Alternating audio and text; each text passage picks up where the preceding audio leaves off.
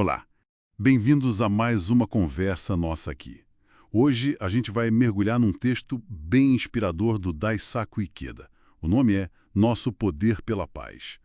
E a fonte, olha, explora uma ideia que eu acho muito forte.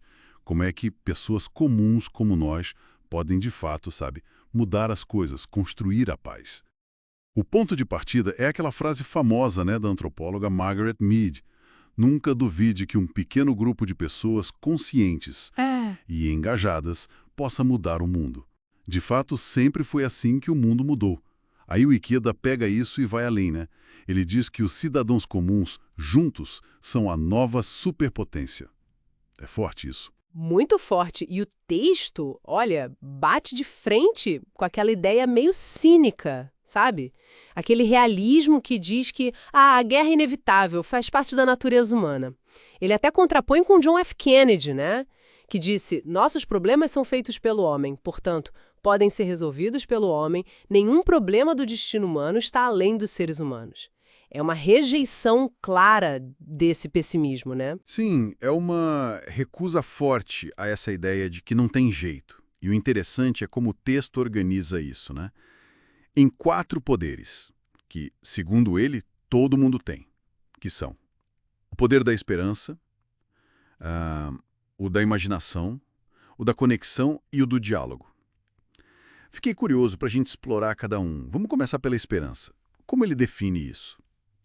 Então, a esperança, o texto não trata como algo tipo frágil, passivo, mas como uma força mesmo, sabe? Especialmente a esperança pela paz. E a chave que ele coloca é aprender a criar esperança, mesmo quando o cenário não ajuda, Ele cita o Gandhi como exemplo disso, o otimismo que não vem de fora, mas da fé nas infinitas possibilidades do indivíduo. Exato. E seguindo essa linha, vem o poder da imaginação, que eu particularmente achei fascinante. O texto descreve como a ponte, sabe, entre os nossos ideais e uma nova realidade. Essa capacidade de imaginar futuros diferentes, de não achar que o presente é a única opção. E o ponto crucial, ele liga isso diretamente à empatia, a conseguir sentir a dor do outro. A fonte diz claramente: a escala da nossa empatia define a escala da nossa humanidade. Forte, né? Nossa, muito forte. Imaginação e empatia juntas como um motor para ação, Visualizar o sofrimento para poder agir. E isso já faz a ponte para o próximo poder, que é o da conexão, certo? Perfeito. É isso mesmo. O poder que a gente tem individualmente, ele se multiplica, né? Quando a gente se junta, trabalha em conjunto. O Ikeda ressalta que precisa de coragem para isso, para compartilhar os sonhos, os ideais, mesmo com medo de não ser compreendida, sabe? Ele até menciona o Tsunesaburo Makiguchi, o fundador da Soka Gakkai, que é uma organização budista leiga, focada em paz, cultura e educação. E o Makiguchi alertava: as pessoas de boa vontade precisam se unir, porque, infelizmente, quem tem mais intenções costuma se agrupar rápido. Faz sentido essa urgência, da união pelo bem? E ele dá algum exemplo prático disso no texto? Dá sim. Menciona a campanha Vitória sobre a Violência. Foi uma iniciativa da SGI USA, que é o braço da organização lá nos Estados Unidos. Um esforço bem de base, para empoderar os jovens contra a violência nas comunidades deles. Interessante. E aí chegamos ao último poder, o do diálogo. Exato. O poder do diálogo.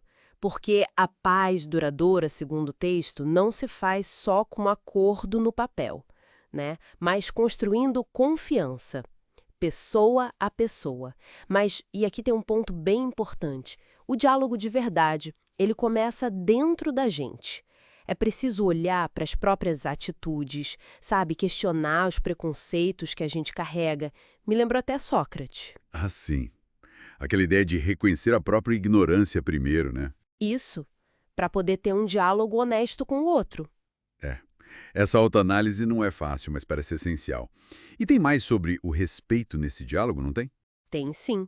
O texto traz um ensinamento budista muito bonito sobre isso, que é a importância de tratar o outro com o máximo respeito, como se fosse um Buda mesmo, reconhecendo a dignidade que existe ali, o potencial infinito de cada um. Essa combinação de transformação interna, de respeito profundo, Se conecta com aquele conceito de revolução humana, né? Que ele menciona ligado ao Josei Toda, o mentor do Ikeda. A ideia de que uma mudança profunda numa única pessoa pode, assim, criar ondas, né? Impactar a sociedade inteira. Exatamente. Se a gente junta tudo isso, a mensagem final é de um empoderamento muito grande, né? Cada pessoa tem, sim, um poder imenso para construir a paz. E começa dentro, transformando o próprio coração, a própria mente. Não é algo que depende só dos governos, das grandes instituições, depende da ação de cada um consciente e conectada. É uma perspectiva que devolve muita responsabilidade, mas também muito poder para a gente, né? Para cada indivíduo. E isso deixa a gente com uma pergunta para pensar, inspirada pelo texto mesmo. Como seria se a gente realmente visse cada encontro, cada pessoa, como um encontro com o tesouro mais precioso do cosmos, como o autor sugere? Que diferença isso faria, né? No nosso dia a dia, na nossa busca pessoal e coletiva pela paz? Fica aí a reflexão.